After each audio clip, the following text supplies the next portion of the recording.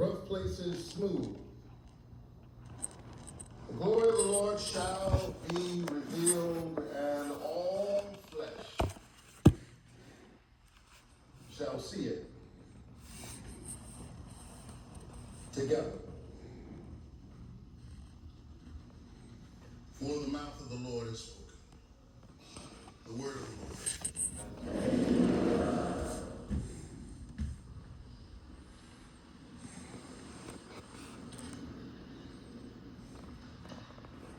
Boston University and community, I am grateful, humbled, and giddy with delight to share with you on this 75th anniversary of the Marsh Chapel, the spiritual heartbeat of this community.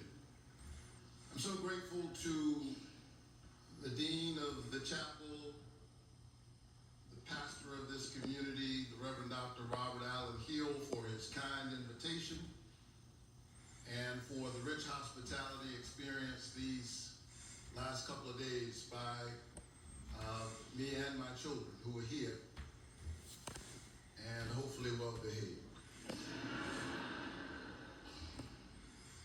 I'm glad to be here. A former member of this team years and decades ago. He is my mentor and teacher at Morehouse College, and I am deeply honored that the Reverend Dr. Lawrence Edward Carter Sr., Dean of the Martin Luther King Jr. International Chapel at Morehouse College, is present with his wife, Dr. Carter also. Please stand.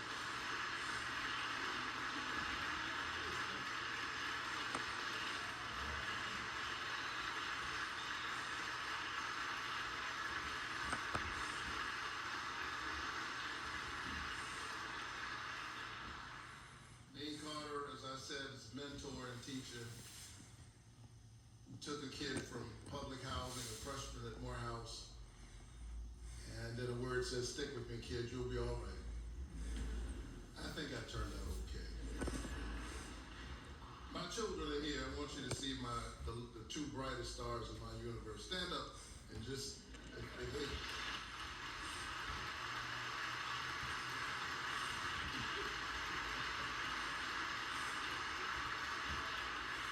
along with one of my assistant pastors at Ebenezer Church, the Reverend Bronson Elliott Woods. They're all here.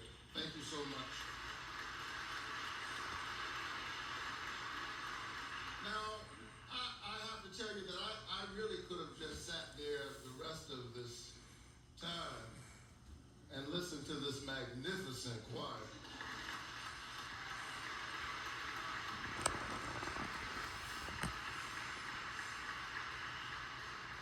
I had to pinch myself, make sure I was still alive and hadn't stumbled into glory. Well, I'm going to get on with the preaching. They invited a Baptist preacher and told me I had 20 minutes.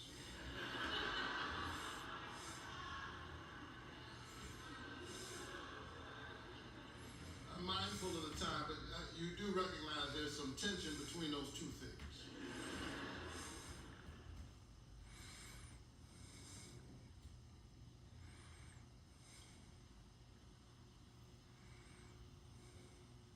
It was a tough time. The days were dark and difficult. But into that dark night, a prophet emerges. A voice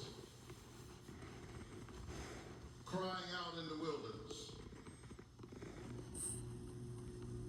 to a people who were physically exiled, spiritually and emotionally exhausted. I'm talking about them, not about us.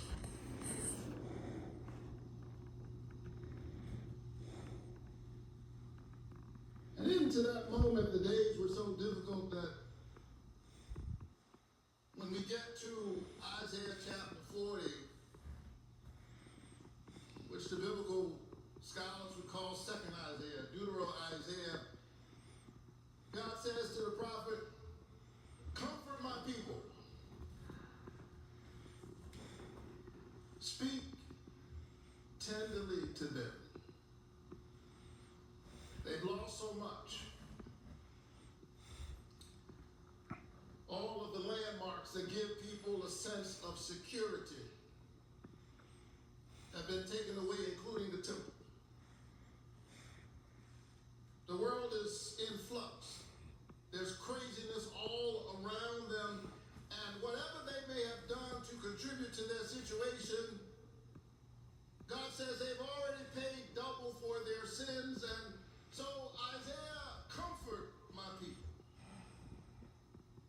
Speak tenderly to them, and then he talks about a voice that cries out